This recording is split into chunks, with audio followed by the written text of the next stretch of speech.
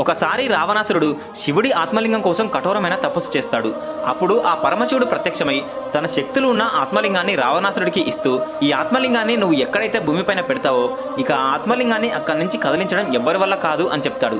దాంతో రావణాసురుడు తన చేతుల్లో ఆత్మలింగాన్ని పట్టుకుని లంకకి బయలుదేరతాడు. అప్పుడు విష్ణుమూర్తి తన మాయతో సాయంకాలం అయ్యేలాగా చేస్తాడు. అలా సంధ్యా సమయాన్ని చూసిన రావణాసురుడు సంధ్యావందనం చేయడం కోసం గోవులు కాచే పిల్లవాడికి ఆత్మలింగాన్ని ఇచ్చి, నేను సంధ్యావందనం చేసుకుని వస్తాను, అప్పటి వరకు దీన్ని కింద పెట్టద్దు అని చెప్పి వెళ్తూ ఉండగా ఆ గోవులు కాసే పిల్లవాడు, నేను 3 సార్లు నీ పేరు పిలుస్తాను, అప్పటికి నువ్వు రాకపోతే ఈ ఆత్మలింగాన్ని కింద పెట్టేస్తాను అని రావణాసురుడికి చెప్పాడు. రావణాసురుడు సరే అని సంధ్యావందనం చేయడానికి వెళ్తాడు. రావణాసురుడు వెళ్తూ ఉండగానే ఆ పిల్లవాడు వెంటనే రావణ రావణ రావణ అని 3 సార్లు పిలిచి ఆ ఆత్మలింగాన్ని కింద పెట్టేసి పరిగెడతాడు. అది చూసిన రావణాసురుడికి కోపం వచ్చి తన గోవుని పట్టుకుంటే ఆ పిల్లవాడు ఎలాగైనా ఆగుతాడని ఒక గోవుని పట్టుకోబోయేసరికి ఆ గోవు యొక్క చెవి మాత్రమే దొరుకుతుంది. అందుకే ఆ ప్రదేశానికి గోకర్ణ అని పేరు వచ్చింది. ఇక ఆత్మలింగం కదలకుండా అక్కడే ఉండిపోయింది. ఇప్పటికీ మనం దర్శించుకుంటున్న గోకర్ణ టెంపుల్ అదే.